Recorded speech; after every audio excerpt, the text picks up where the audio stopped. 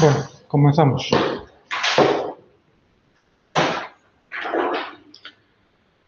Vamos a hacer una pequeña recapitulación de lo que hemos visto hasta ahora para hacernos una pequeña composición del lugar. No, perdón. Hasta ahora que hemos visto la relación entre dos, como mucho tres variables. Comprobar si existe algún efecto, alguna relación estadística.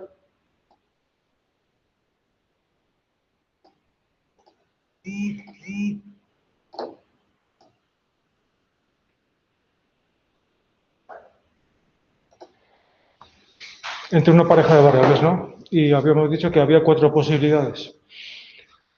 En la última sesión habíamos complicado un poco el asunto, proponiendo la situación siguiente, en la cual teníamos no una, sino dos variables independientes. Habíamos imaginado que las dos eran de tipo cualitativo, es decir, eran dos factores, y muchos de los experimentos que ustedes han planteado para las prácticas eran de ese tipo. Teníamos dos factores diferentes, control quemado, por ejemplo, diferentes intensidades de fuego, presencia, ausencia de poblaciones humanas. Todas ellas, como ven, factores independientes de tipo cualitativo con, en el caso más sencillo, 2 niveles, en el caso más complejo, 3 o más niveles. Si había 2 niveles, pues la cosa era muy sencilla, porque estábamos en un diseño de tipo ANOVA y en función del comportamiento estadístico de las variables, pues nos decantábamos por un test u otro. La única diferencia que había si nos encontrábamos con un caso de más de 2 niveles, de 3 o 4 o 5, era tener la precaución de, al final del análisis estadístico, acordarse siempre de hacer un análisis, un test post-hoc para ver entre qué pareja de niveles existía el cambio estadísticamente significativo. ¿De acuerdo? La pregunta que nos podemos hacer, bueno, ahora es, perfecto, tenemos este caso de 3 variables, 2 independientes, una dependiente, pero claro, estamos asumiendo siempre que las 2 independientes son factores, que las 2 independientes son de tipo cualitativo. ¿Qué pasaría si una de ellas no lo fuera? Es decir, tenemos la situación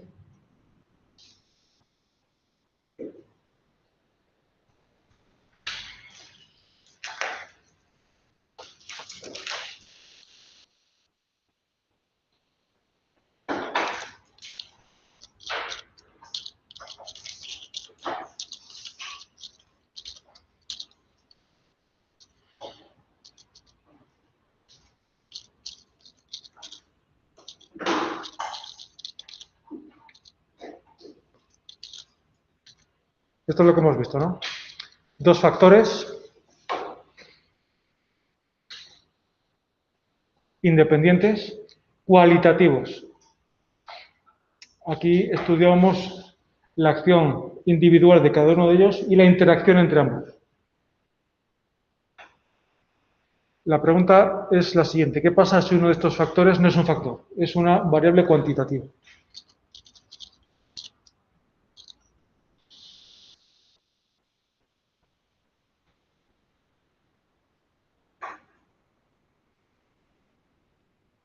Algunos de los experimentos que han planteado se asemejan un poco a esto, ¿eh?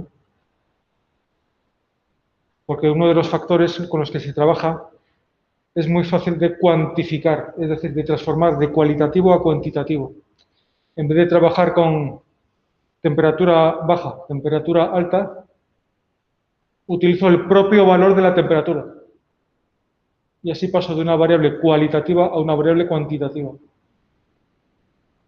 En vez de hablar de pocos individuos contra muchos individuos, pongo el número de individuos.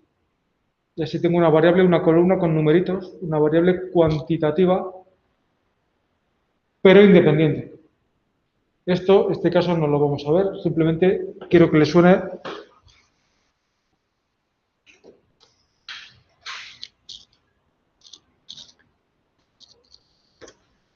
En el caso anterior, el análisis necesario para ver esta relación era un análisis de tipo ANOVA, ¿verdad? Un test ANOVA.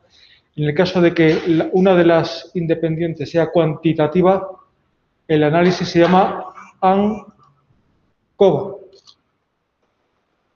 Análisis de la covarianza.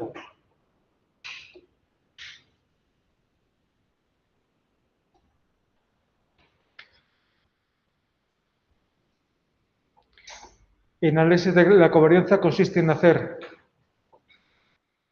múltiples correlaciones. En principio nos olvidamos de esta independiente cualitativa y nos centramos en estas dos. Si esta fila no existiera y tuviéramos esto solo, ¿qué análisis habría que hacer aquí? Repito, esto hacemos como que no lo hemos visto. Y tenemos solo estas dos. ¿Qué análisis hay que hacer aquí? Regresión lineal. Correlación. Pues bien, una ANCOVA simplemente consiste en hacer múltiples correlaciones, múltiples regresiones lineales, tantas cuantas como niveles tenga en la variable cualitativa.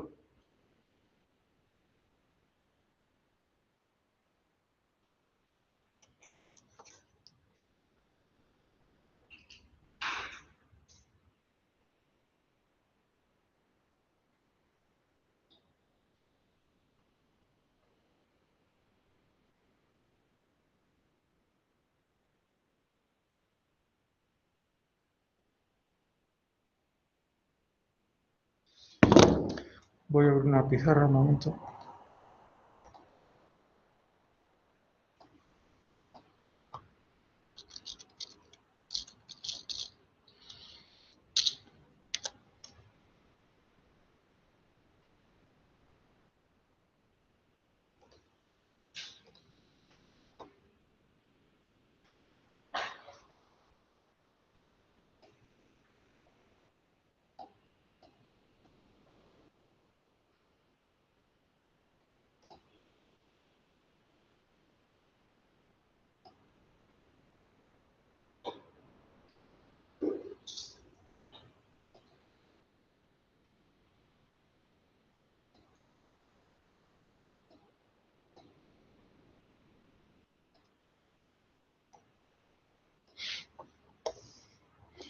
Es decir, si en el caso de un análisis de dos variantes, una qual y otra quanti, tendría aquí los puntitos, ¿verdad? Con su correspondiente recta de regresión, por ejemplo. En un ANCOVA tendría múltiples regresiones en el mismo gráfico.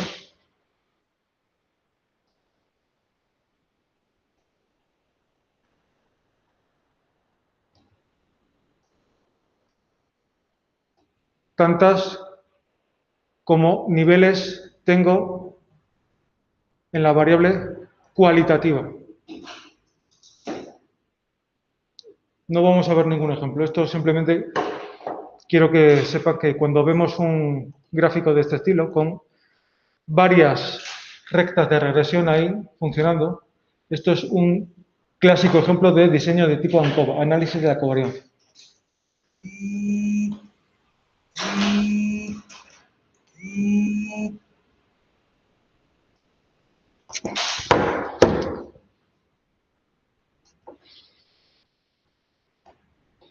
Y vamos a ver un último caso para cerrar ya el tema 8, que es el de... Tengo una variable independiente o dos.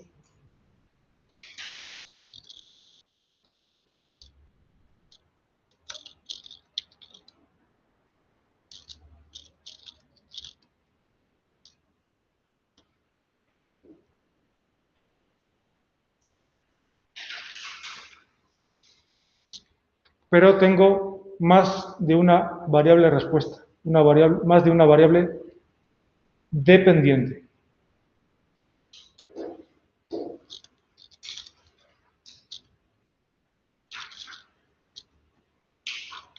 1, 2, 3 o 20 o 100 variables dependientes. Esta mañana los que estuvieron en el grupo de prácticas vieron casi una cosa parecida. Alguien estudiaba el caso en que la influencia de dos factores que eran especie e intensidad de fuego sobre la velocidad de crecimiento de una especie, ¿no?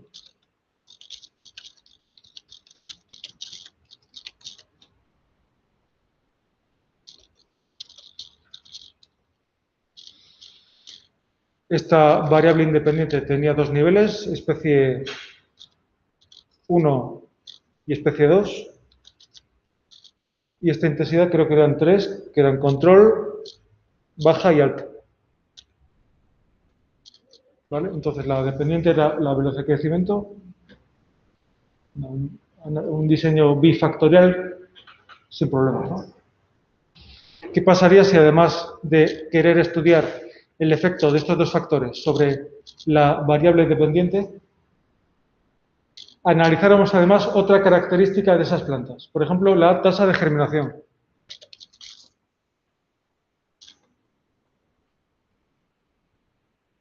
O el número de frutos que dan. O de semillas, o de lo que fuera. O el momento de floración. Todas ellas características referidas a los mismos individuos, diferentes variables, diferentes mediciones que se hacen como respuesta a nuestros factores experimentales. Todas ellas son, por lo tanto, variables dependientes, que dependen de la especie y de la intensidad del fuego. ¿Vale? Antes teníamos siempre una única variable respuesta, número de tortugas, altura de vuelo del grajo, precipitación en abril, lo digo de los que me acuerdo esta mañana. Pero ahora tenemos varias. ¿Cuántas? Pues las que queramos. No una, sino diferentes mediciones, diferentes variables que yo puedo tener como respuesta a mi tratamiento, a mi experimento, a mis tratamientos experimentales. Pues esto es también otra variante de la ANOVA que se llama MANOVA, análisis de la varianza multivariante.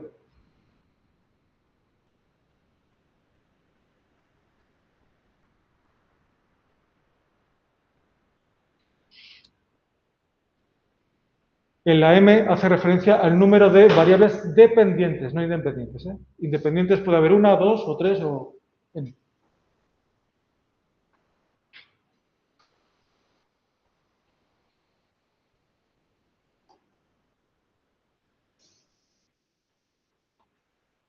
Ejemplo. Tenemos aquí este archivo. Este no sé si lo tienen en Moodle, si no lo subo, es un archivo de ejemplo. Un diseño, un experimento mensurativo, no manipulativo, mensurativo. Hemos visitado unas cuantas de esas, ¿sabéis lo que son unas de esas? Muchos bosques abiertos de encinas, de alcornoques, de robles. Y las hemos clasificado en tres categorías: de esas pastadas, de esas desbrozadas, de esas sin uso. Y hemos medido en cada una de ellas una serie de variables químicas en el suelo. Hemos cogido muestras del suelo y las hemos mandado a analizar y nos han dado estas medidas. pH, materia orgánica, nitrógeno, calcio, magnesio, potasio, sodio, fósforo. 1, 2, 3, 4, 5, 6, 7, 8 variables químicas. Y al lado ponemos otras columnas que son también variables. Estas se refieren a abundancia de diversas especies de plantas. Como ven, son datos con decimales, por lo tanto no son conteos de individuos, sino seguramente más bien sean coberturas. Cobertura en el sentido de que la planta ACMI se pone siempre en abreviatura, porque si no sería demasiado... A la hora de representarlo gráficamente conviene utilizar siempre etiquetas cortitas. La costumbre es, las especies se codifican con las 2 primeras letras del género y las 2 primeras letras de la especie. Entonces, ACMI es una especie que no sabemos cuál, tampoco interesa, y que tiene una cobertura del 4% en esta muestra. En la primera réplica de las dehesas sin uso. En esta. Y así para un montón de especies. Creo que son como 80 especies, ¿vale? Ahí las tenemos.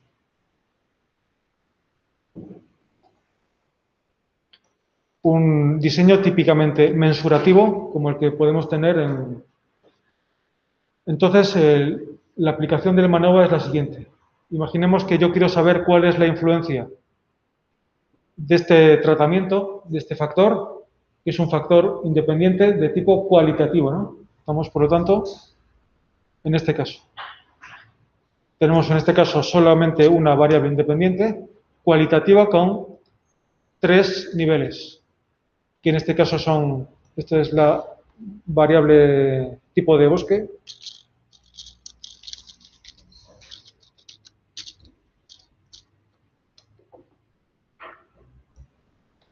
con 3 niveles. Pastado, desbrozado, sin uso.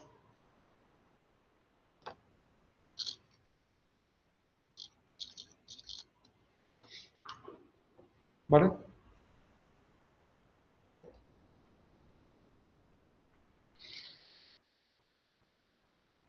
¿Qué variables dependientes tengo?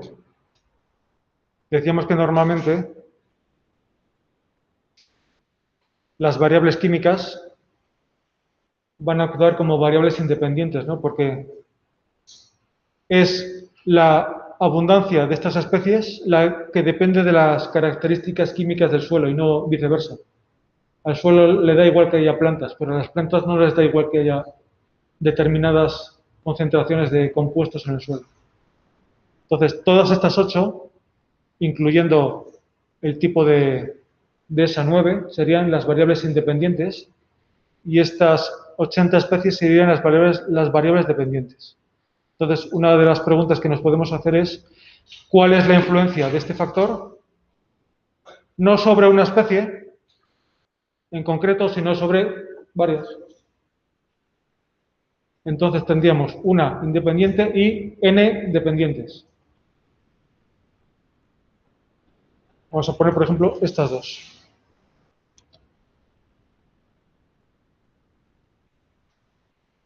Entonces vamos aquí a hacer un ANOVA multivariante, porque tenemos varias variables respuesta, varias variables dependientes. Y la respuesta es, pues, en forma de test estadístico, como no podía ser de otra forma. El estadístico, en este caso, es el valor de F, no deja de ser una ANOVA, la F de Fisher, y nos da un valor de significación muy próximo a la significación estadística, cerca de 0,05, en este caso un poquito mayor.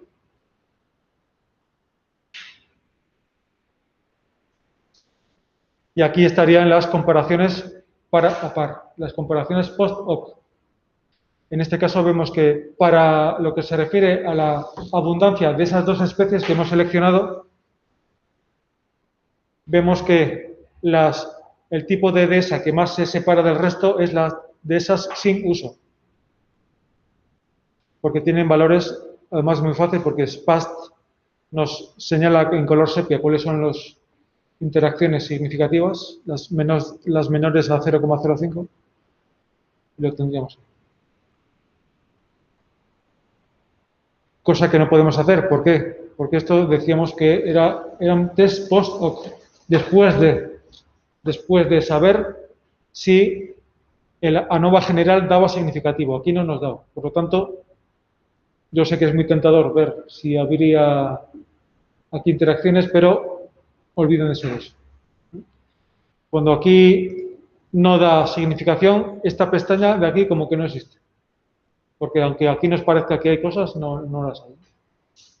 Lo digo simplemente para que vean dónde están las opciones en PAST. ¿De acuerdo? Y hasta ahí es lo que podemos hacer a nivel de test estadísticos, lo que se llama estadística inferencial.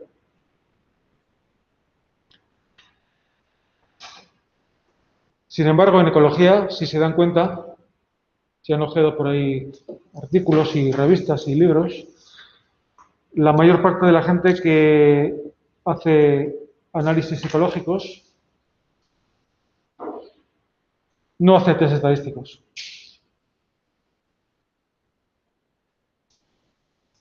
Podemos preguntar, bueno, ¿se puede analizar cuál es el efecto de estas 9 variables sobre esas 80 variables independientes? Variables dependientes. Teóricamente sí. Sería cuestión de buscar un número suficientemente alto de réplicas, ¿verdad? Para que nos permitiera, si tenemos 9 independientes, necesitaríamos hacer un ANOVA de 9 vías.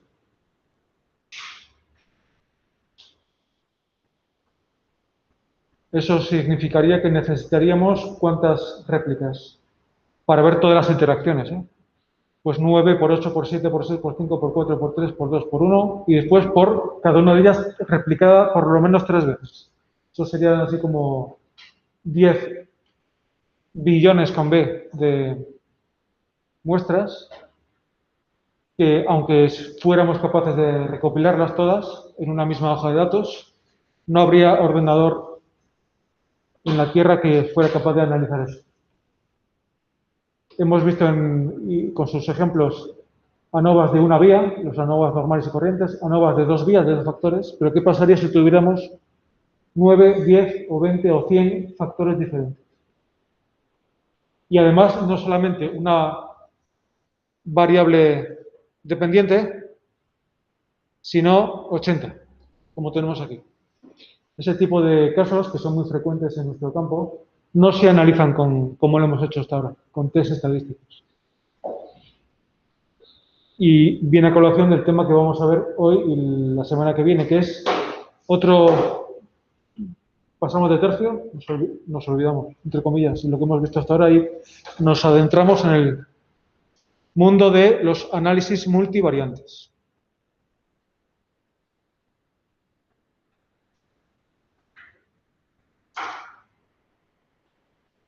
¿Qué más no vive? Que Reyes llama análisis multifactoriales, pero yo prefiero llamarlos análisis multivariantes porque no siempre son factores, son variables, genéricamente, que son básicamente dos, tienen dos grandes familias de análisis multivariantes, que son las técnicas de clasificación y las técnicas de ordenación. Cuando nos enfrentamos con una hoja de datos como esta,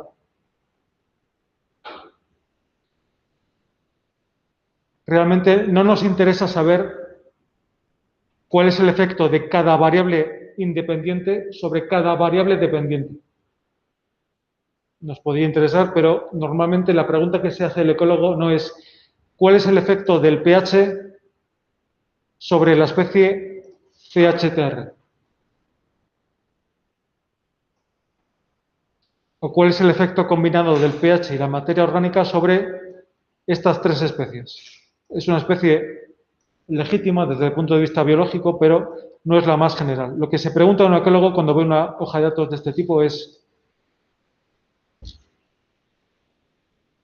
¿cuál es la respuesta general de la comunidad de la biocenosis y yo tengo muestrada ahí, en esas 9 muestras, con respecto al conjunto de variables independientes, de variables físico-químicas, químicas en este caso.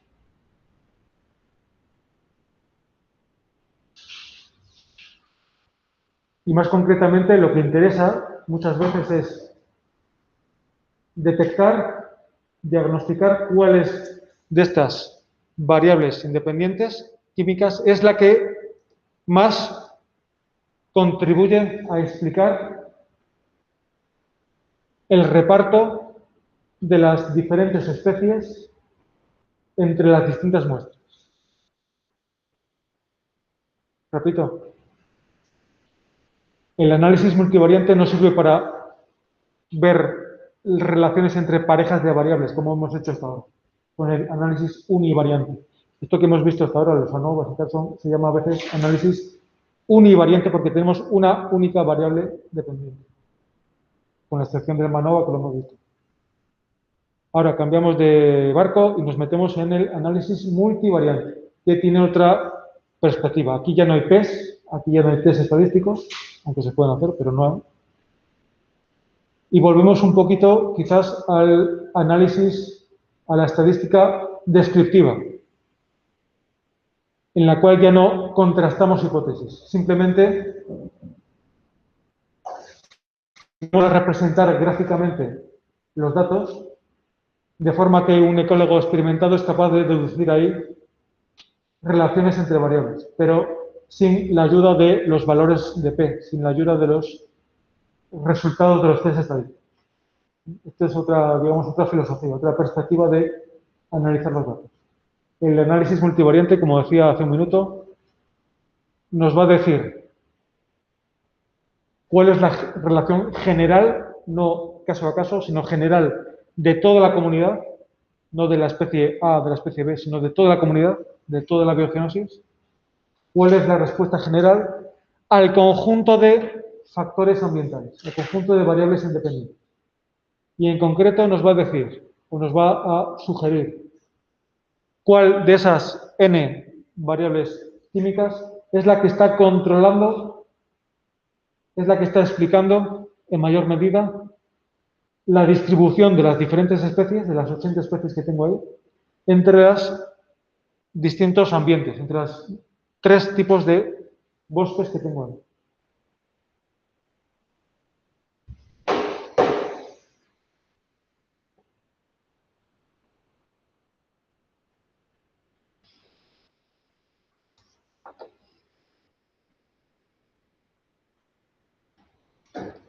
¿Vale? ¿Entendido está ahí? Dentro del análisis multivariante, decíamos que hay 2 grandes familias, que las hemos puesto ahí como, respectivamente, temas no los vamos a separar, los vamos a ver todo porque están muy relacionados, que son las llamadas técnicas de clasificación y las técnicas de ordenación. Vamos a empezar por las segundas, las técnicas de ordenación.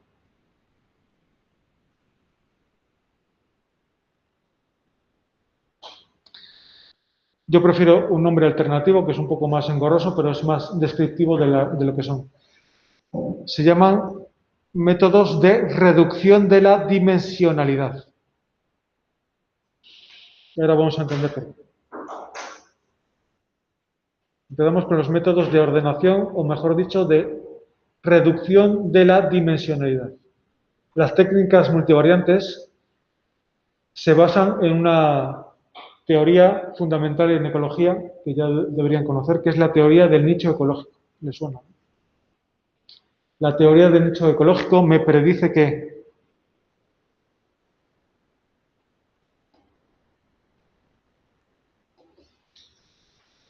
en un ecosistema maduro, es decir, que ya está suficientemente rodado, que ya tiene que está en un estadio sucesional avanzado, un río, un bosque, un lago, las especies, las poblaciones, mejor dicho, pero bueno, las especies, Cuando yo represento gráficamente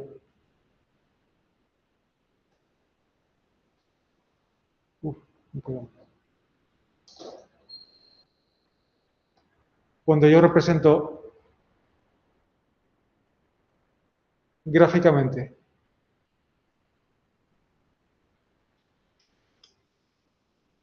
la abundancia de la población contra cualquier gradiente ambiental, contra cualquier factor ecológico, pH, conductividad, altura, altitud, humedad, cualquier factor que pueda yo aquí imaginar.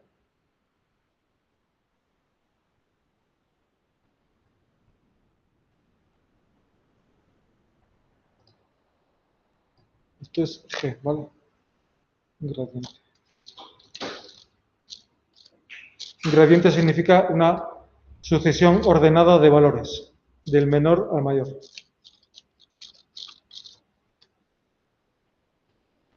La forma que va a tender a adoptar esta curva, esta función, es la de la famosa campana de Gauss. La curva de distribución normal. Eso quiere decir que el pico de abundancia de esa especie, de cualquier especie, con respecto a cualquier gradiente, de cualquier población con respecto a cualquier factor ambiental. La curva de abundancia va a alcanzar su óptimo ecológico en un determinado valor de ese parámetro, de esa variable.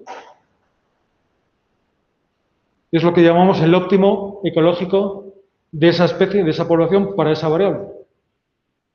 A los humanos nos pasa lo mismo. Como población de animales que somos, también cumplimos esa ley del nicho ecológico.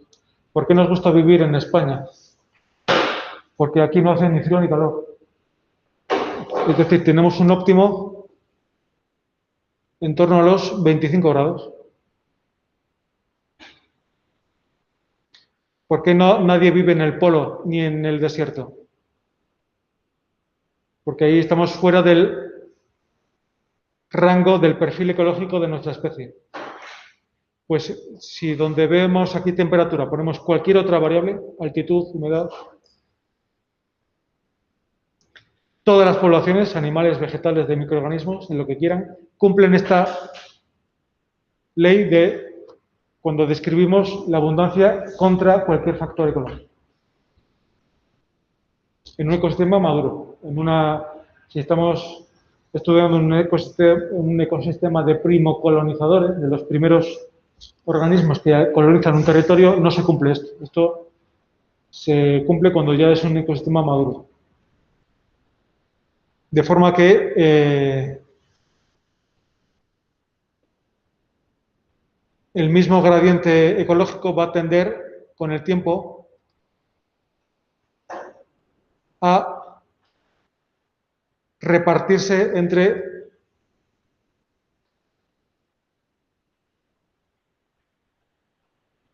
las diferentes especies que cohabitan en el mismo territorio. Es decir, no va a haber las mismas especies en el mismo punto del óptimo ecológico, sino que van a tender a repartirse el nicho, van a tender a competir lo mínimo posible por este factor ecológico. ¿Vale?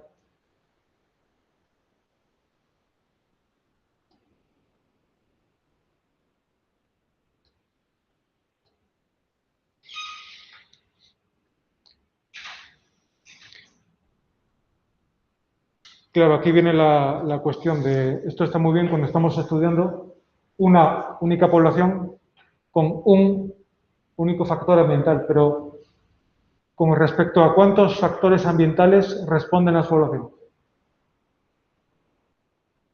Pues cientos, miles de ellos. ¿Cuántas posibles variables puedo yo medir en la naturaleza, en un ecosistema concreto? Aquí en el caso de estas dehesas hemos medido 9 factores. Pero podemos, porque nos hemos parado ahí, pero podemos haber medido no 9.000 factores. concentración de todos los elementos, concentración de todos los compuestos químicos, precipitación, altitud, humedad, presión del aire, miles y miles de factores diferentes. Entonces, claro, la cuestión que se nos suscita es cómo representar gráficamente este nicho ecológico cuando tenemos más de un factor. Cómo representar la curva de respuesta de los organismos cuando tenemos, por ejemplo, en nuestro caso, 9 factores diferentes. Una forma de hacerlo sería, pues, vamos a poner aquí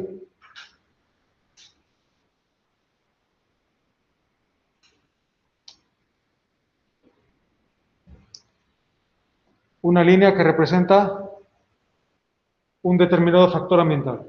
Vamos a poner, por ejemplo, concentración de fósforo.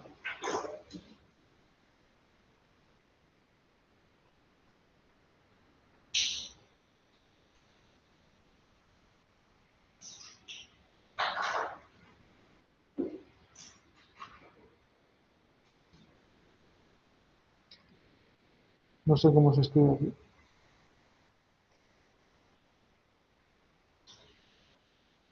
Fósforo.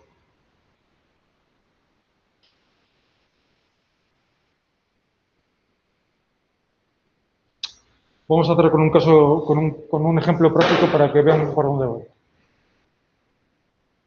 Peces en un río, ¿vale? Tenemos una población de truchas, ¿de acuerdo? Truchas. Y medimos el fósforo que hay en el río para ver dónde aparecen las truchas, con niveles bajos o con niveles altos de fósforo, que es un nutriente, ¿no? Entonces nos damos cuenta que es una especie oligotrófila, es decir, que le gustan poco los nutrientes o que le gustan las aguas pobres en nutrientes. Entonces nos vamos a encontrar casi todos los individuos en esta zona del gráfico.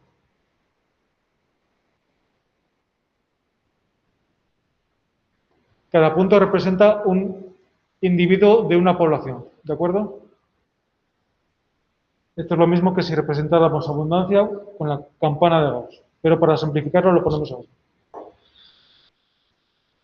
Esta es la población de truchas.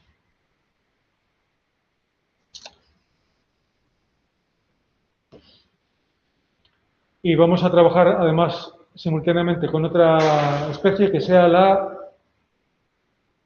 carpa. La carpa, que como saben es un pez que vive en un tipo de aguas muy diferente. A la carpa le da un poco igual el estado trófico del agua y aguanta bastante bien concentraciones elevadas de fósforo. Entonces la vamos a representar aquí. En la parte alta del gráfico. Esto es un gradiente, ¿vale? Esto es un vector, digamos.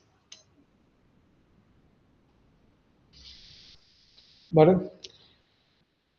Pero claro, el fósforo no es el único factor que está ahí operando. Hay, decíamos, cientos o miles de factores. Entre los más importantes también tenemos, por ejemplo, el nitrógeno. Lo vamos a representar en unos ejes cartesianos en el cual la concentración de nitrógeno la ponemos en el eje de ordenadas. ¿Vale? Esto sería nitrógeno. Y volvemos a hacer lo mismo. Representamos en esta escala de valores de nitrógeno dónde están ambas poblaciones. Pues resulta que como las truchas, que les gusta poco el fósforo, también les gusta poco nitrógeno en el agua, pues van a estar también cerca del origen de coordenadas. Van a estar más o menos por ahí.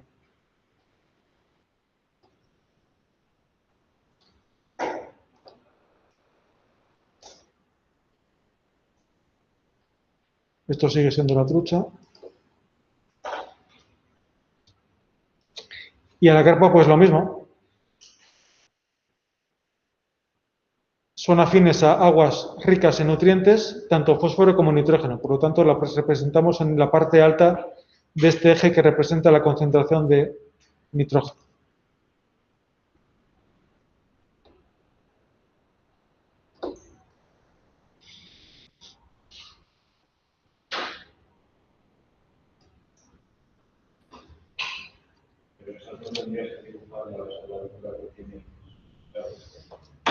¿Perdón?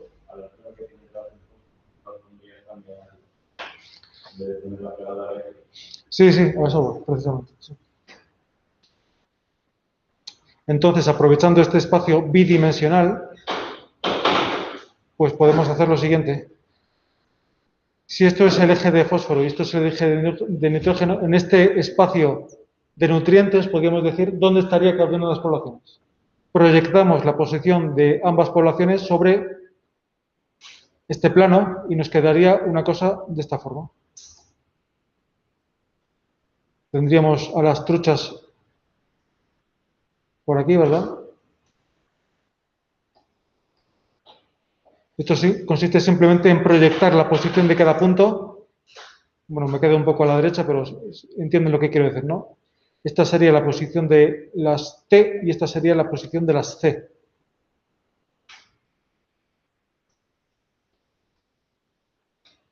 Simplemente proyectando la posición de cada uno de esos puntos sobre estos ejes cartesianos.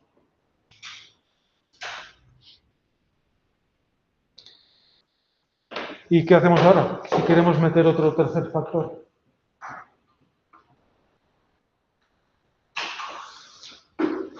Pues con un poco de imaginación nos podemos imaginar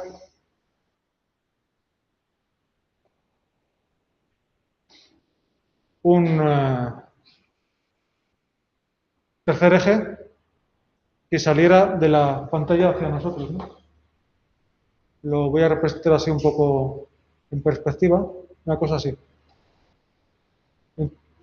Entiende lo que quiero decir, ¿no? Sería un tercer eje que sale de la pantalla hacia nosotros. Tenemos dos dimensiones, una tercera dimensión hacia donde sale, en el eje Z, en el sentido Z de la pantalla. Y lo mismo. Esto sería, por ejemplo, concentración de carbono.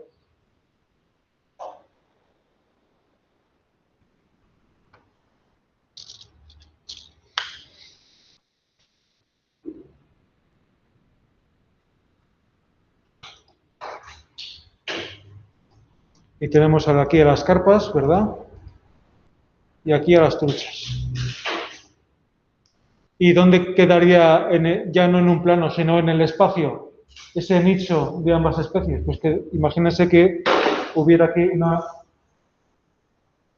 delante de la pantalla, una nubecilla de puntos, como moscas por aquí flotando, que serían las truchas, y por aquí estarían las carpas. Por aquí, en el espacio. ¿Y cómo montemos un cuarto nivel aquí? ¿Alguien se le ocurre? Un cuarto factor. Por ejemplo, el factor calcio, que es también otro nutriente.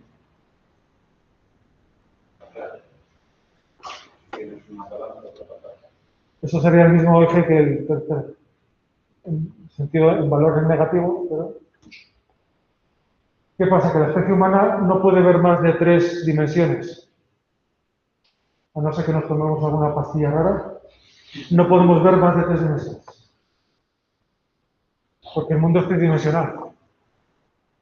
Entonces, para esto, los ecólogos, cuando quieren representar el nicho real de una especie que no responde solamente a 3 factores, sino que responde a muchos más, responde a 8 o 9, no queda más remedio que hacer esto,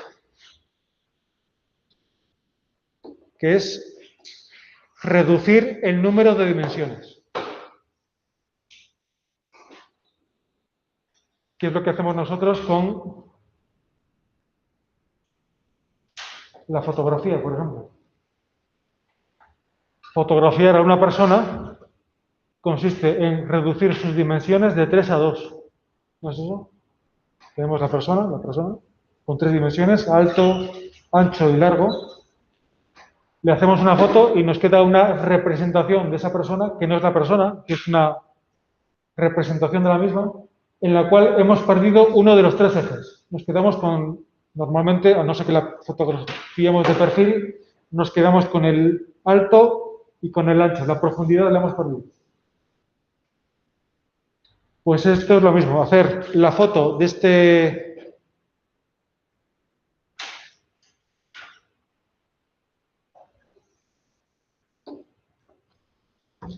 gráfico de 3 dimensiones para intentar pasarlo a 2 y, si es posible, a una sola dimensión. Es decir, pasar del nicho multidimensional en el cual se desarrolla una población, una especie, a un nicho reducido, a una especie de fotografía, de forma que la pérdida de información que hacemos al fotografiar esa nube de puntos sea la mínima posible. Cuando hacemos una foto a una persona, ¿por qué se la hacemos de frente? Porque es la forma en la cual la pérdida de información es mínima.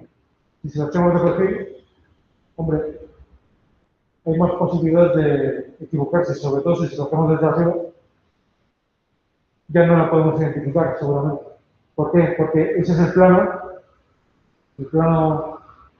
que contiene la altura y la anchura de la persona, en la que nos permite minimizar la pérdida de información. Por lo tanto, aquí consiste en encontrar cuál es la perspectiva correcta para minimizar la pérdida de información a la hora de reducir el número de dimensiones. Y consiste, por lo tanto, en ver cuál es la dimensión más corta. Nosotros, ¿cuál es nuestra dimensión más corta? Pues casi siempre es la profundidad. Esa la podemos despreciar, por lo tanto. Y nos quedamos con las dos dimensiones más informativas, la altura y la anchura de la persona. ¿Cómo se hace en la práctica? Pues lo que se hace es, nos aprovechamos del hecho de que muchas de estas variables, como sea en este caso, por eso lo puse de ejemplo, resulta que están correlacionadas. Ahora que sabemos lo que es una correlación, ¿verdad? Cuando vemos que las nubes de puntos se disponen más o menos a lo largo de una línea, podemos aprovechar esa línea para cargarnos una dimensión. Es decir, trazamos aquí la recta de regresión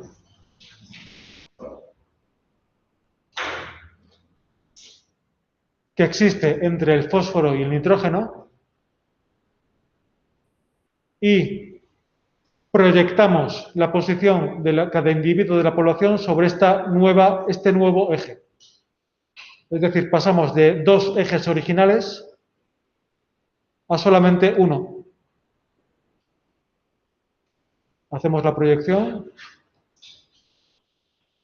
y nos quedan esos individuos más o menos por ahí.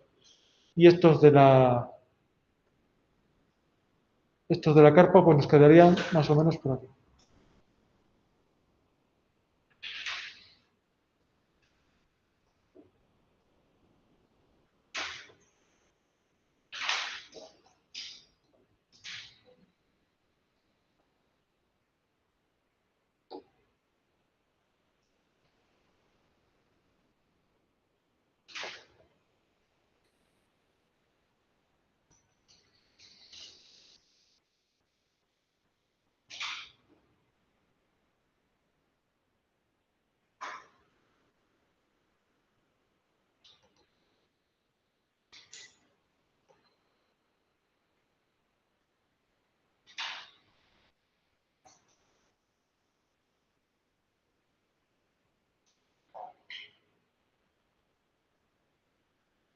Hemos pasado de 2 dimensiones a solo una.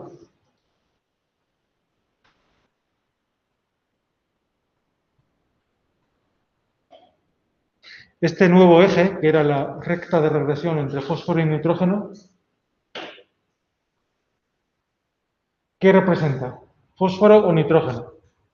Pues ni una cosa ni otra, o las dos a la vez, si queremos. Sería un nuevo eje que podemos llamar eje de nutrientes, o eje trófico, si queremos.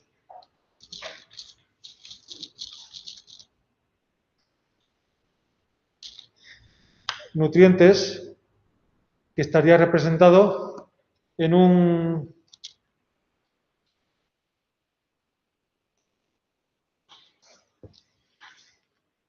vamos a poner un 40% sería fósforo, otro 40% sería nitrógeno y otro, el 20% restante sería información perdida.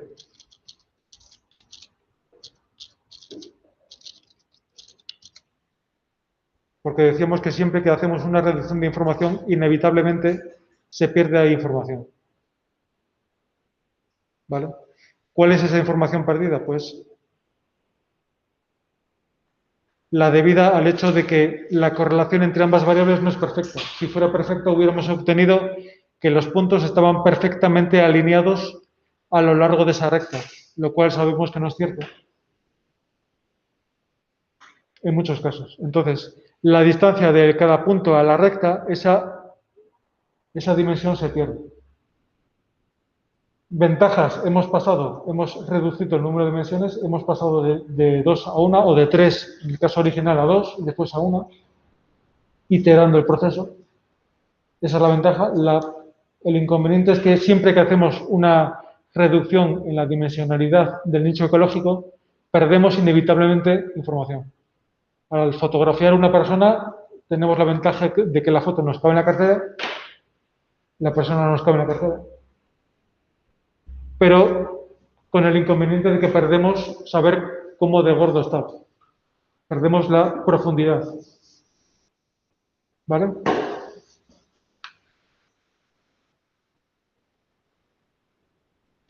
Pues bien, las técnicas de reducción de la dimensionalidad consisten en,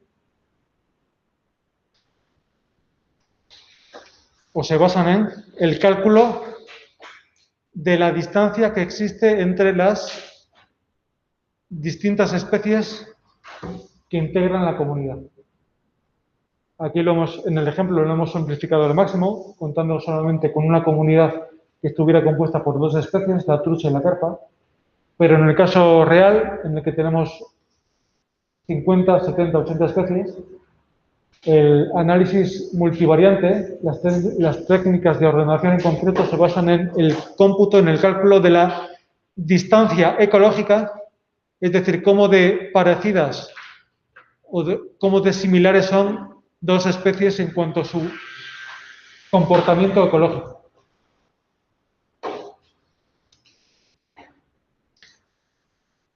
Si yo les pregunto,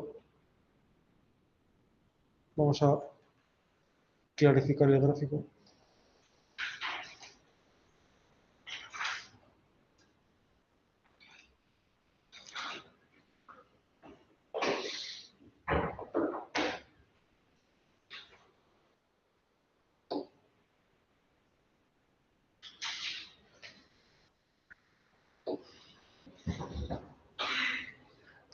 Aquí tenemos a nuestra trucha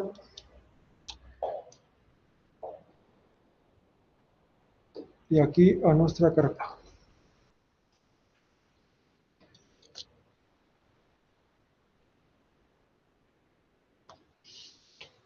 ¿Vale? En un espacio bivariante.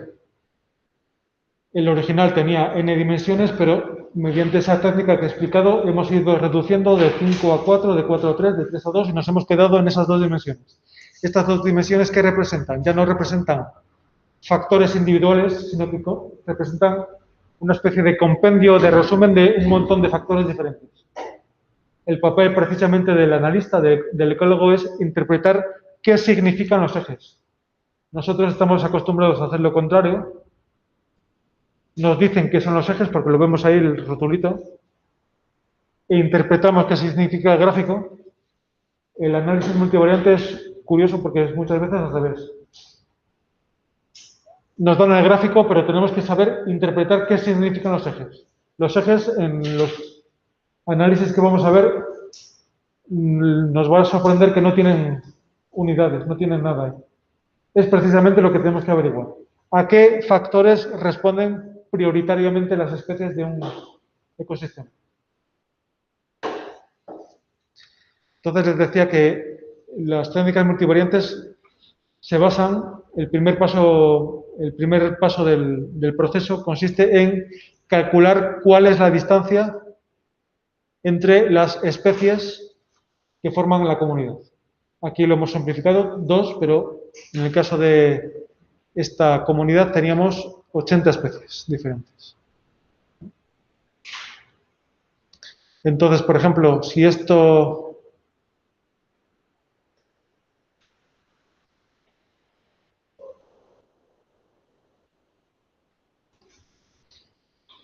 Aquí tenemos que el centro más o menos de las truchas está ahí.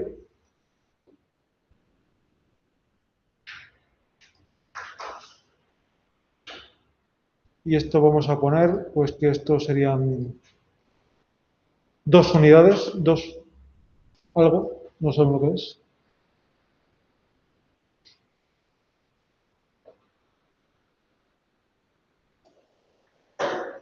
Y estos son 4 unidades de lo mismo, de la misma, sea lo que mide ese eje, que no lo sabemos todavía.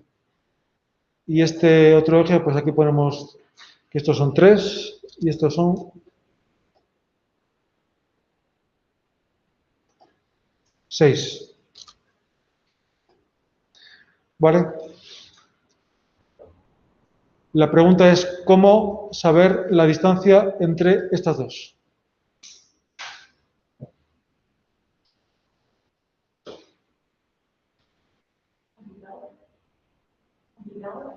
Teorema de Pitágoras.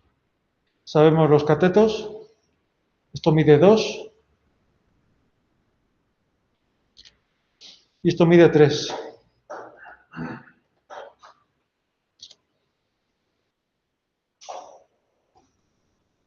¿Vale? Por lo tanto, ¿cuánto mide la hipotenusa?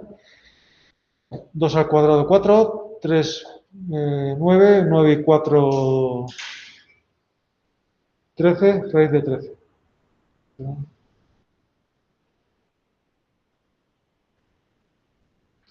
Raíz de 13 mide esa, que serán 3 y pico, ¿no? Esta forma de calcular la distancia ecológica. ¿Por qué hablo de ecológica? Porque si las dos especies tuvieran las mismas preferencias ecológicas, ¿cuál sería su distancia? Sería 0, porque estarían exactamente en el mismo punto del nicho bidimensional. Pero hemos dicho que partimos de especies que son ecológicamente muy diferentes, una prefiere un tipo de aguas, otra prefiere otro tipo de aguas, por lo tanto, dista entre ellas una gran distancia ecológica de 3 unidades en este plano bidimensional. Esta forma de computar la distancia se llama distancia euclídea.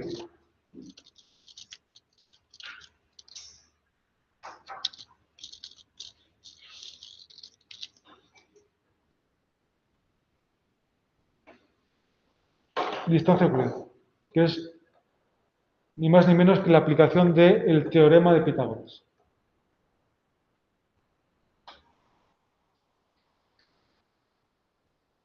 ¿Y por qué digo que es una de las formas? Porque, aunque nos pueda sorprender, hay muchas formas de calcular esta distancia. Hay del orden de 18 o 20 formas diferentes.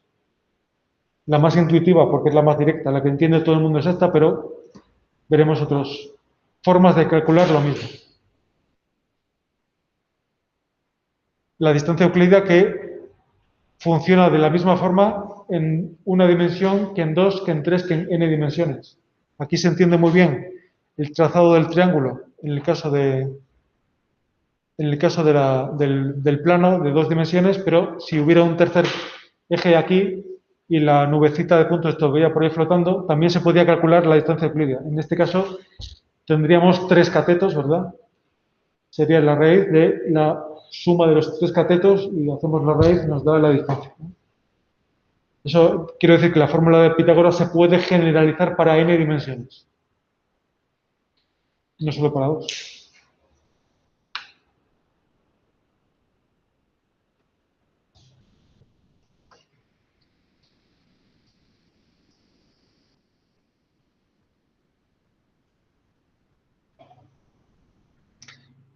Por lo tanto, lo primero que tenemos que saber a la hora de aplicar técnicas multifactoriales, multidimensionales, es saber cuál es la distancia que separa entre sí a las especies.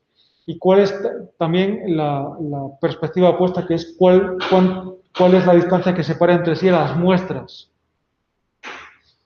En general, sabemos que dos especies serán tanto más próximas en este plano multivariante, multidimensional, cuanto tiendan a aparecer en las mismas muestras, ¿no es eso? Si yo tengo 9 muestras, como es el caso del PAST, y me encuentro que hay una pareja de especies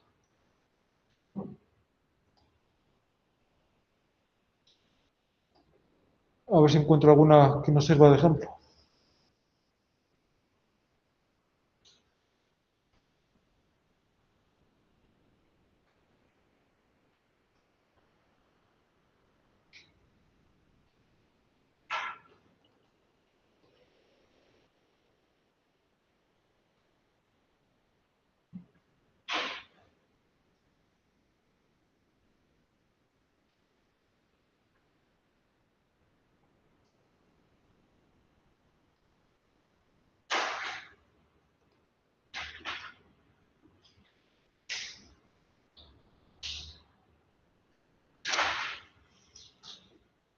Estas dos especies. ERAU, ERAR. ¿Qué pasa? Que si se dan cuenta, tienden a aparecer siempre en las mismas muestras. Si está presente una, está presente la otra. Quitando con esta excepción en la que está presente una y la otra no. Cuando está presente una, está presente la otra. Y cuando está ausente una, está ausente la otra. ¿Se dan cuenta, no? Eso significa que tienen un comportamiento ecológico muy similar. Es decir, que ecológicamente son muy parecidas. Tienden a aparecer siempre en las mismas muestras. ¿Por qué? Porque o bien son, por ejemplo, especies del mismo género, o simplemente porque tienen eso, preferencias ecológicas muy similares. Esas especies, por lo tanto, en el diagrama multivariante van a tender a aparecer muy cerca una de la otra. Eso es un primer criterio. El primer criterio es que tiendan a aparecer en las mismas muestras. Otro criterio que nos sugiere, vale.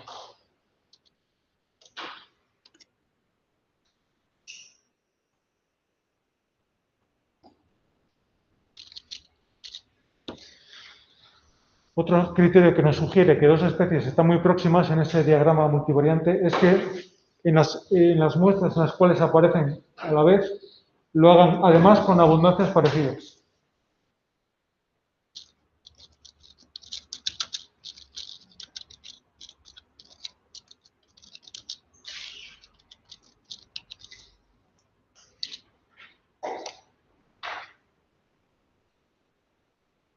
Estas dos especies, aparte de estar emparejadas en ocurrencia, es decir, en el número de muestras en las cuales co-ocurren las dos, además, si se fijan, tienden a aparecer con abundancias parecidas, en el sentido que si una tiene 15, la otra tiene 30, es decir, de dimensiones más o menos similares.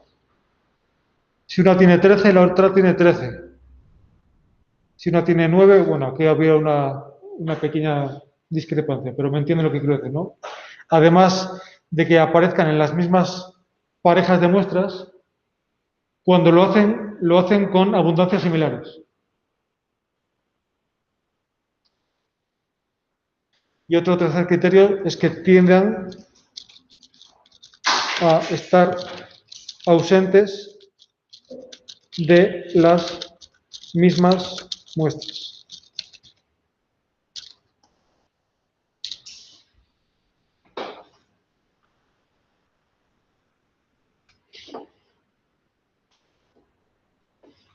Estas dos especies están ausentes a la vez, las dos, en las muestras de tipo de esas pastoreadas. Tienen cero abundancia en este tipo de muestras. ¿Por qué? Porque ambas rechazan este tipo de ambientes. porque son ecológicamente similares.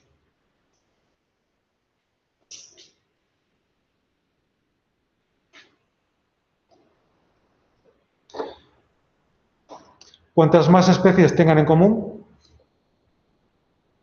cuantas más parecidas sean las abundancias de estas especies comunes y cuantas más especies estén ausentes a la vez en ambos inventarios. Esos son los tres criterios. Esto que hemos dicho para especies se puede entender para dos. En vez de hablar en horizontal, hablamos en vertical. Dos muestras serán tanto más parecidas cuantas más especies compartan.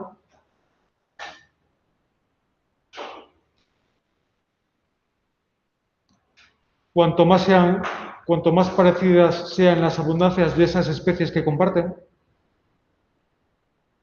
Y cuanto más especies en común tengan ausentes, las dos. Hemos dicho que esas dos especies tenían ecologías similares, ¿no? No sé cuál era, esta y esta, por ejemplo. Pues ahora hacemos el mismo razonamiento, pero comparando no especies, sino muestras. Estas tres muestras de aquí, estas dos muestras de aquí, serán tanto más parecidas ecológicamente cuantos más especies tengan en común, compartan las dos a la vez. Cuanto más parecidas sean las abundancias de esas especies que tienen en común, y cuantas más especies estén ausentes a la vez, simultáneamente, de las dos muestras. ¿Entienden, no? Las dos perspectivas. Comparando especies en vertical y comparando muestras en horizontal.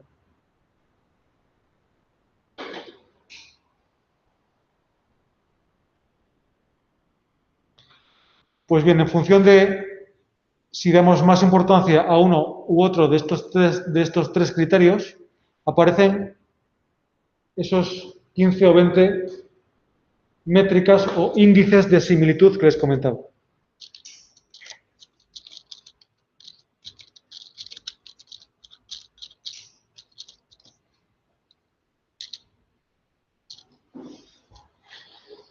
¿Qué es lo que nos toca ver ahora? Toda esta digresión, que parece que no viene a cuento, van a entender ahora para qué sirve. Es que si no se explica esto no se entiende nada.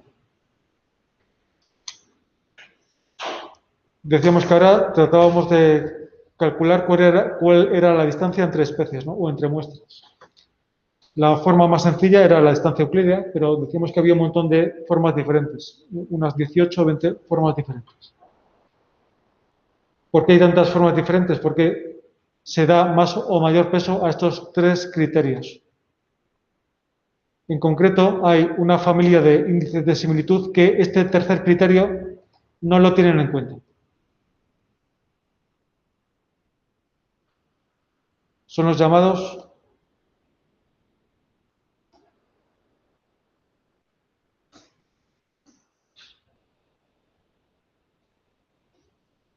índices asimétricos.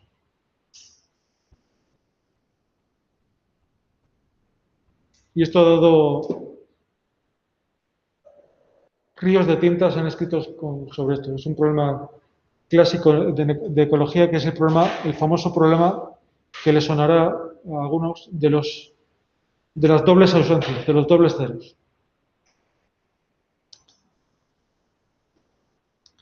Imaginemos que nos piden comparar dos ambientes diferentes. Nosotros, como ecólogos profesionales, dentro de unos meses nos van a pedir, como trabajo, hágame usted un inventario faunístico de dos ecosistemas terrestres que son el Polo Norte y el desierto de Sáhara.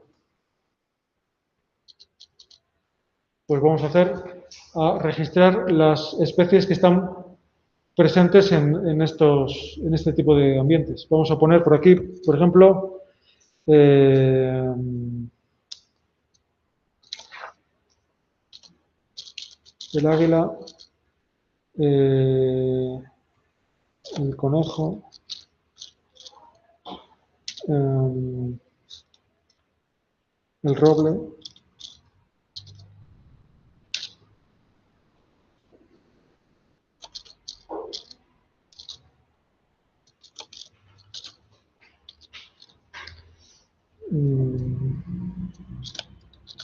Vamos. Entonces nosotros vamos a esos ambientes y anotamos cuántos individuos vemos de cada una de esas especies. ¿En el Polo Norte hay águilas? No. ¿En el desierto del Sáhara? Pues parece que tampoco. ¿Conejos hay? No. ¿Robles? Menos. Pinos en el desierto no hay muchos. ¿Vale? Concluimos nuestro trabajo. Entonces, si nosotros metemos en PAST esta tabla de datos, con todo ceros, nos va a salir que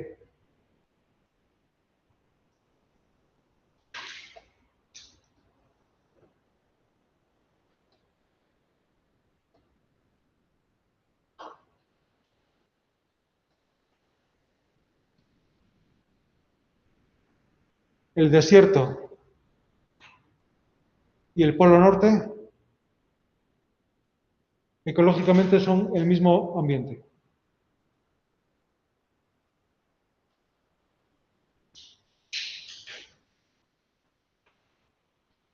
Cosa que sabemos que no es cierta, ¿no? ¿Por qué? Por el hecho de carecer de las mismas especies. Tercer criterio.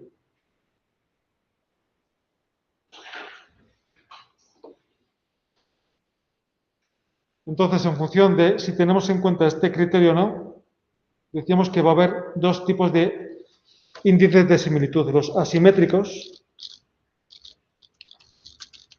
y los simétricos, que sí los tienen en cuenta.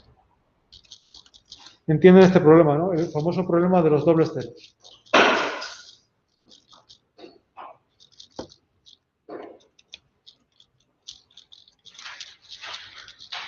Muchos autores piensan que, y yo creo que con razón, que este criterio no se debería tener en cuenta a la hora de comparar dos muestras o dos especies. Porque dos muestras no deberían ser más similares por el hecho de carecer de las mismas especies.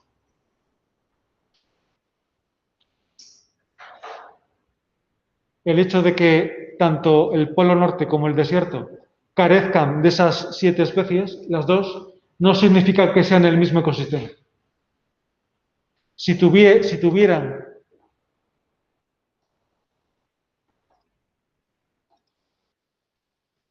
las mismas especies en abundancias similares, entonces sí.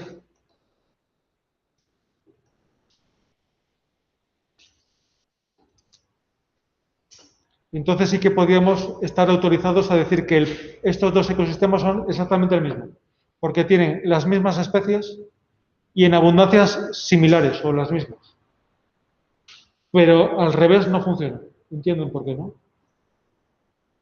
Insisto, el hecho de carecer de las mismas especies no significa que dos ambientes, que dos muestras sean ecológicamente similares.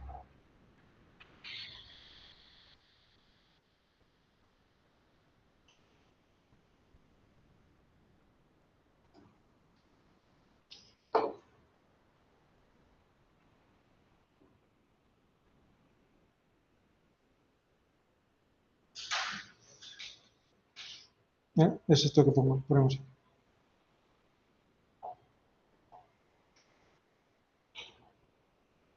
Entonces, los índices asimétricos, que son los más usados en ecología, descartan previamente este criterio, descartan previamente los dobles ceros, las dobles ausencias. Es decir, en ese ejemplo que veíamos de esas dos especies, no me acuerdo cuáles eran, era un no sé qué. El hecho de que estén ausentes a la vez en estas tres muestras no las acerca en el gráfico, no las emparenta más. La proximidad va a estar calculada por el hecho de tener las mismas especies en las mismas muestras, no de carecer de esta pareja de especies en las mismas muestras. Este criterio lo descarta si aplicamos un índice de tipo asimétrico.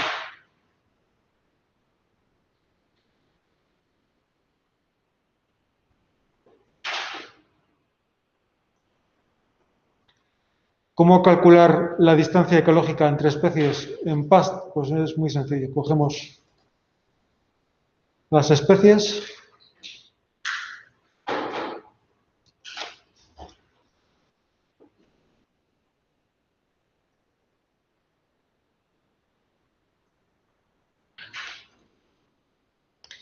y le pedimos a PAST que nos calcule los índices de similitud entre esas 80 especies.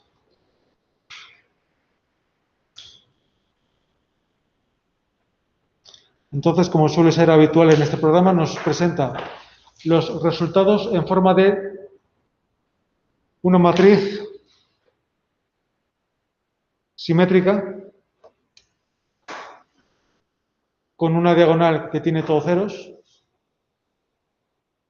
Esto es una comparación de cómo de similares son esas 9 muestras que hemos recogido en el campo, en función de si comparten o no esas 80 especies. ¿Y de cuántas formas se puede computar esa distancia? Pues decíamos que de todas estas. La que nos sale por defecto es la distancia euclídea, la que veíamos aquí. La distancia euclídea, que anda por aquí.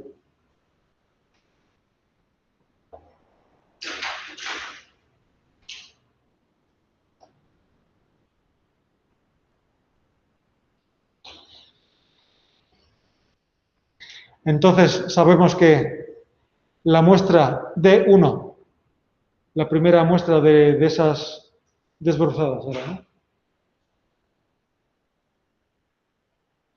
Y la muestra 2 de ese mismo tipo de esas de tipo D, desbrozadas, tiene una separación, si las representáramos gráficamente, de 16 unidades. Lo que fuera. Evidentemente, ¿cuál es la distancia de una muestra consigo misma? 0. ¿No? Yo, ¿qué distancia estoy de mí mismo? Estoy a 0 metros. Por eso la diagonal es siempre 0, porque es la comparación de la distancia que hay entre una muestra consigo misma. 0. La distancia euclídea, como ven, varía entre 0 y teóricamente infinito, porque la distancia puede ser infinita. Y ven pues los valores habituales que son pues de 40, 50, 60. Y aquí nos podemos dar cuenta, por ejemplo, de cuál es la pareja de muestras más similar entre sí. La que tenga un valor más cercano a 0, que sería, pues vamos a decir, aquí veo un 14, un 8. Evidentemente, las muestras de tipo D son más parecidas entre sí que las muestras D con las de tipo S, se supone, ¿no? Porque son dos ecosistemas diferentes, dos tipos de esas diferentes. Y los valores pues son de entre 8 unidades y hasta 79, hay algún 80 por ahí, 80 unidades de separación entre la muestra S3 y la muestra P3.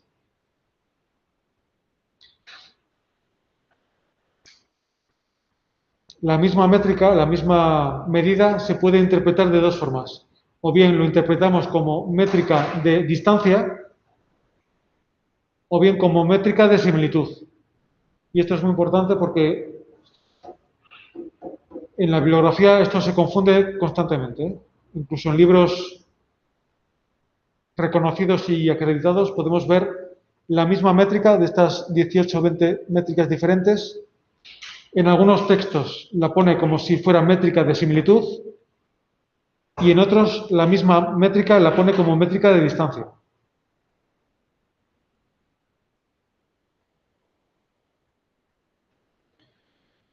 Uno sería el opuesto del otro. Yo puedo decir que estoy a 0 metros de mí mismo o puedo decir que tengo una similitud del 100% con mí mismo. ¿No es eso? Uno sería el opuesto del otro. Truco para saber si una métrica, vamos a poner Gower, por ejemplo, que es otra forma de medir distancia. En principio no nos dice PAST si esta métrica, Gower, es un índice de similitud o de distancia. ¿Cómo lo sabemos? Pues fijándonos en la diagonal principal de la matriz. Si vemos ceros, ¿eso qué significará? Que es una métrica de distancia o de similitud. Que es una métrica de distancia, porque la distancia de cada muestra consigo misma es de 0. Sin embargo, si vemos unos,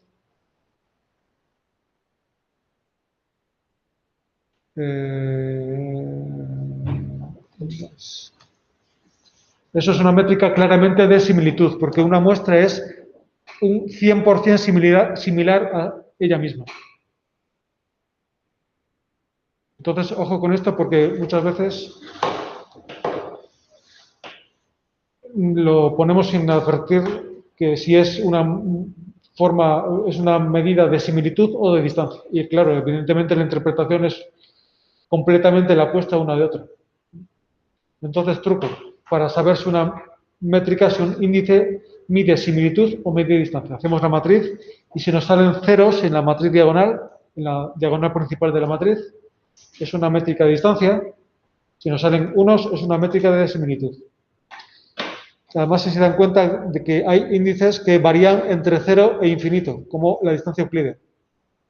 En principio, no tienen cota superior, ¿no?, que diría un matemático.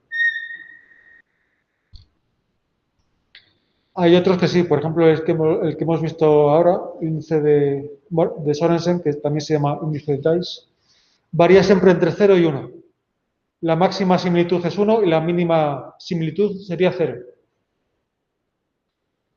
Yo prefiero estos últimos porque el hecho de que dos muestras estén separadas 86 unidades en el índice de distancia euclídea no me dice nada, porque no sé cuál es el máximo posible.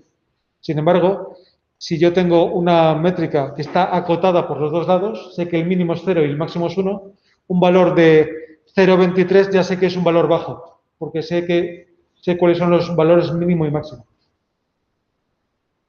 Vale, entonces, en principio, si es posible,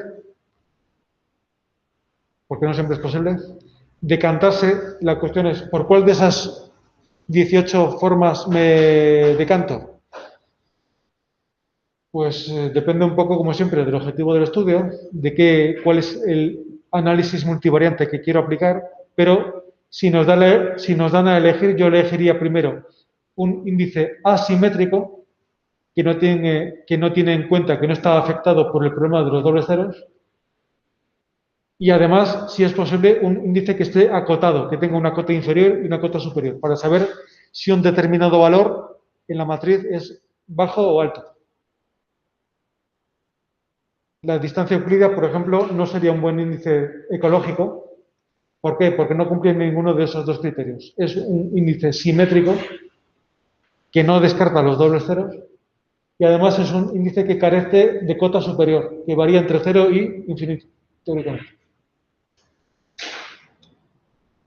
Aquí en los apuntes les dejo algunos ejemplos de ambos tipos de índices.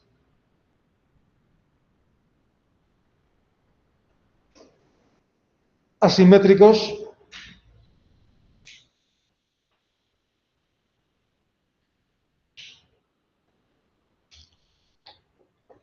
y simétricos. Están por ahí algunos. Entonces tenemos que los índices pueden ser asimétricos o simétricos en función de si tienen en cuenta o no los dobles ceros, y además pueden ser cualitativos y cuantitativos, como si se acuerdan las variables.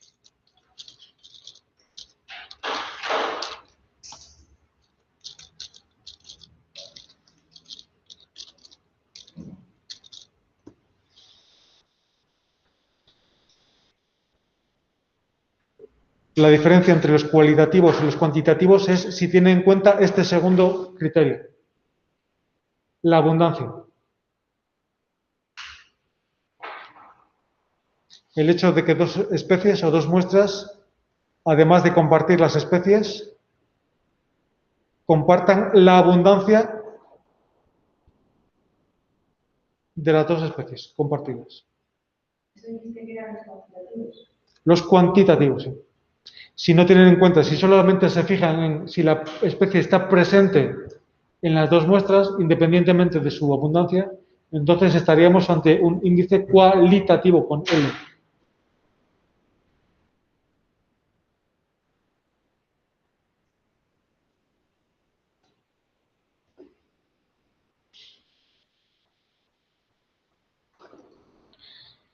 Y por lo tanto tendremos índices asimétricos cualitativos, asimétricos cuantitativos, simétricos, las 4 combinaciones. Bueno, las 4 no, porque hay una que no se da. O por lo menos yo no conozco ningún índice que sea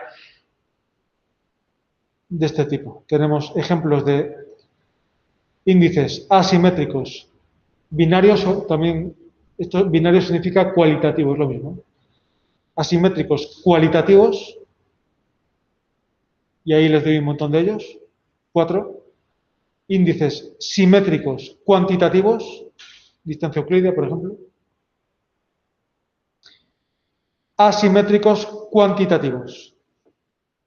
Y la otra combinación que sería asimétrico cualitativo no les doy ninguno porque por lo menos yo no me sé ningún índice que sea a su vez asimétrico y binario.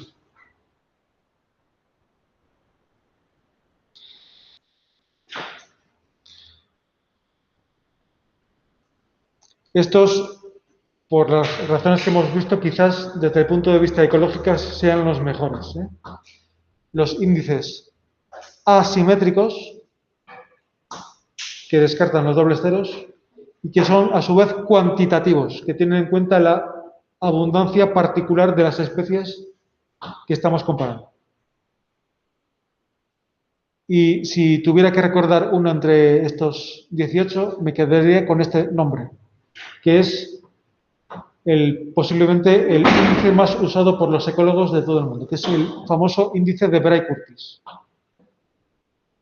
porque tiene esas dos grandes ventajas. Le sonará este nombre, Bray-Curtis.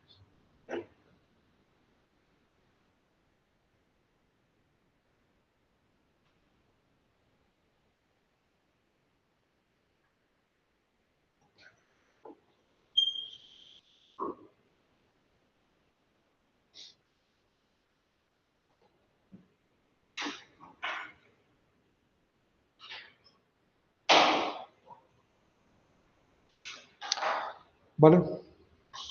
El índice de Bray-Curtis es asimétrico cuantitativo. Asimétrico y cuantitativo, sí.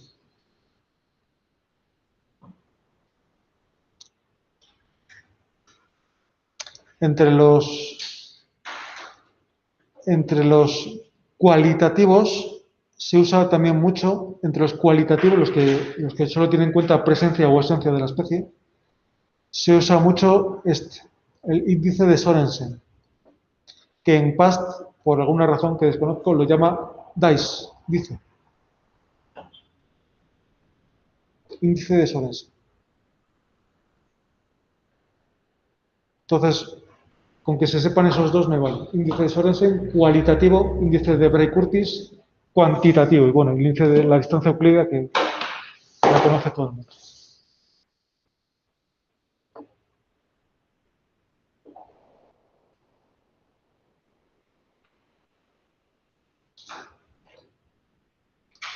Bueno, pues una vez entendido esto, ya pasamos a los multivariantes, propiamente dichos, porque hasta ahora no hemos empezado, claro. Era necesaria esta introducción tan farragosa para poder empezar a trabajar.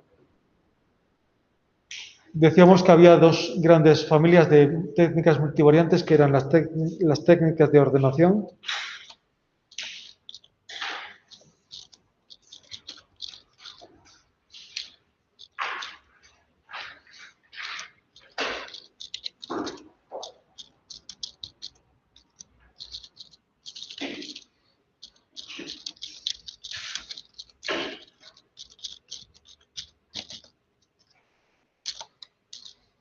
y las técnicas de clasificación.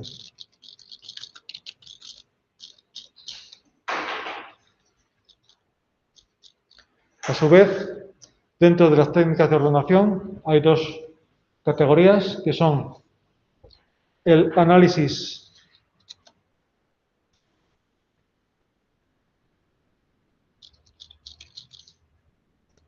indirecto del gradiente y análisis directo del gradiente.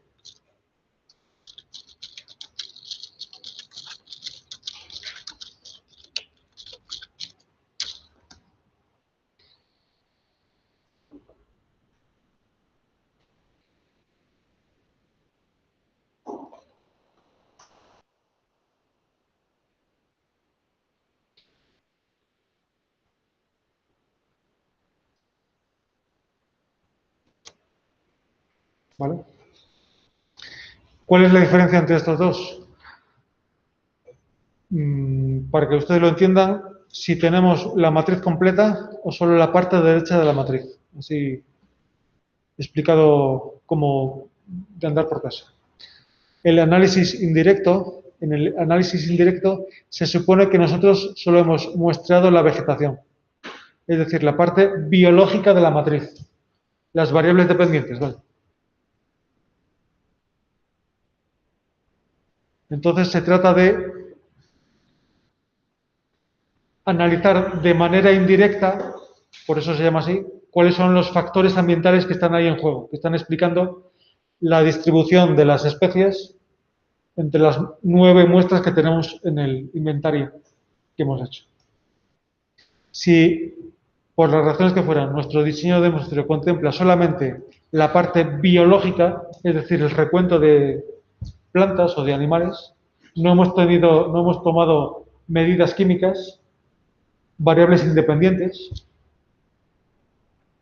Entonces, lo que toca hacer aquí es un análisis indirecto del gradiente. Si, por el contrario, tenemos toda la matriz disponible, además de las especies, hemos cuantificado las variables ambientales en forma de parámetros físicos o químicos o lo que fuera. Es decir, tenemos tanto variables independientes como variables dependientes. Entonces, lo que toca hacer ahí es un análisis directo del gradiente. Esa es la diferencia.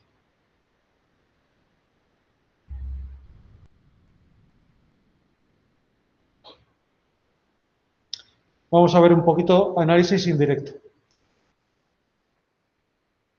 La técnica más primitiva, la que primero se planteó, de análisis multivariante indirecto del gradiente, es el análisis de componentes principales.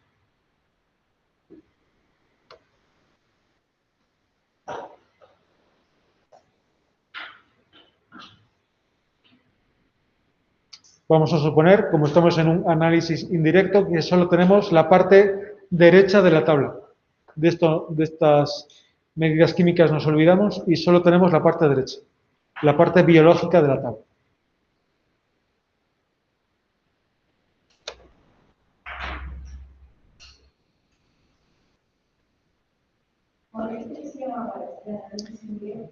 Análisis indirecto del gradiente y en concreto, dentro de las varias técnicas que hay, dentro del análisis indirecto, la primera de ellas que vamos a ver se llama análisis de componentes principales, más conocido como ACP o PCA en inglés.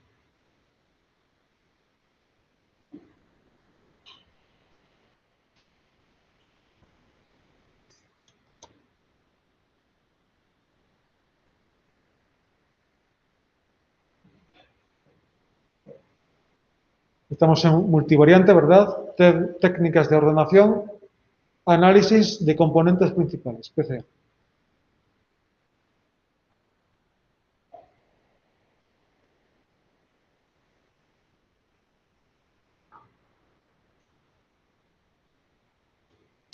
Cuando hacemos un análisis multivariante, una técnica de ordenación, siempre PAS nos ofrece al principio, antes de ver el gráfico, que es lo que nos gusta, pero antes de pasar a ello, nos da una tabla informativa que nos dice cómo ha ido el proceso de reducción. Necesitamos pasar de 80 ejes, tenemos 80 especies, por lo tanto, imagínense, si nos cuesta visualizar 3 ejes, pues no les digo 80. Tenemos que pasar de esos 80 ejes a solamente 2, o como mucho 3, pero si son mejor 2, pues mejor. Entonces, PAS nos dice cómo ha ido ese proceso de reducción de número de dimensiones. Si ha tenido éxito o no. Es decir, si nos hemos cargado demasiada información a la hora de reducir el número de dimensiones. Aquí vemos que si nos quedamos con solamente dos ejes, si pasamos de 8 a 2, el primero de ellos recoge casi el 60% de la variación original de los datos. El segundo de ellos, el 19% del restante. Es decir, entre los dos primeros ejes recogemos 57 más 20, 76, 77% de la información original. Es decir, hemos perdido un 27%. ¿Les parece mucho o poco? Bueno, es lo que hay. Tampoco se puede hacer gran cosa. Aquí la pregunta que me suelen hacer es, bueno, ¿y cuánto es el máximo de pérdida admisible en un análisis multivariante? Pues los que les parezca, pero no hay criterios aquí, pero yo diría que más de un 50% de información perdida sería demasiado, porque entonces nos estamos quedando con menos de la mitad de la información original. Es decir, es como si hubiéramos hecho una foto muy mala de esa persona y ya no podemos identificarla siquiera. Aquí hemos perdido relativamente poco, un 20 y tantos por ciento, no llega a un 30, por lo tanto, bueno, es una pérdida asumible por la ganancia que hemos tenido, que hemos pasado de n dimensiones a solamente 2, y 2 sí que lo podemos visualizar gráficamente.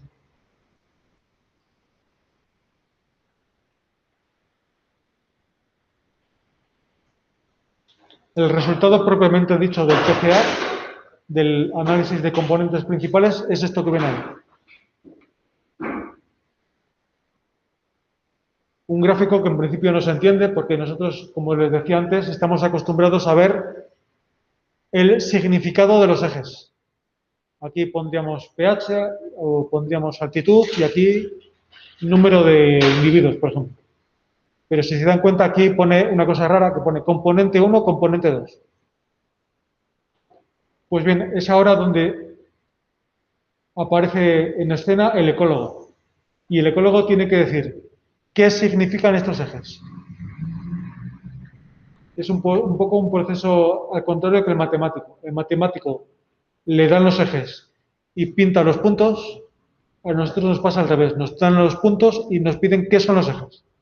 Hay que interpretar ecológicamente estos ejes, sabiendo que los puntos que corresponden a las dehesas de tipo D, las desbrozadas están aquí, las dehesas sin uso están aquí y las dehesas pastadas están aquí.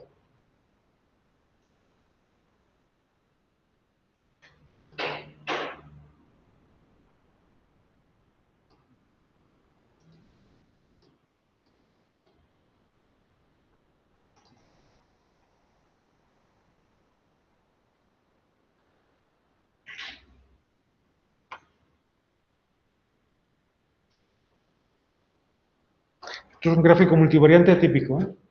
Y nuestro papel es saber interpretarlo. Una típica pregunta de examen puede ser esto. Nos dan un gráfico multivariante, un PCA, y diga, interprete usted esto. Pues, ¿qué se puede hacer aquí?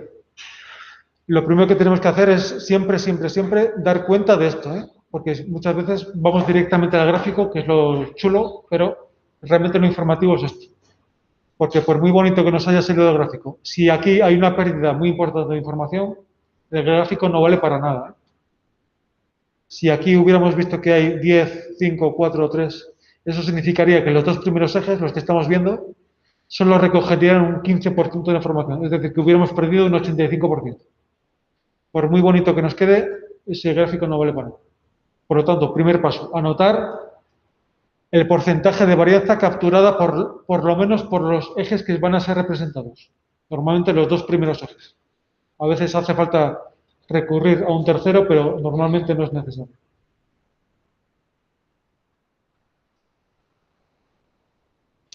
Aquí ahora les pregunto, ¿cuál es el tipo de dehesa más homogénea? Aunque no saben nada de multivariante, me van a responder.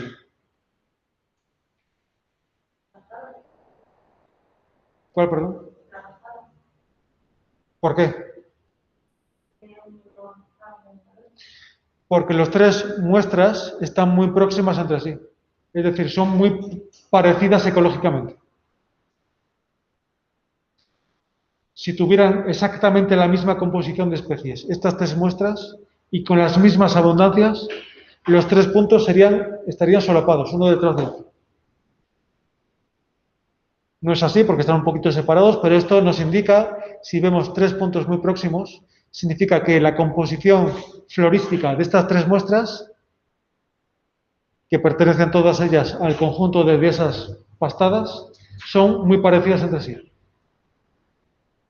Y la pregunta contraria, ¿cuál es el grupo de muestras más heterogéneo? El tipo de dehesas más dispar entre las réplicas que hemos tomado.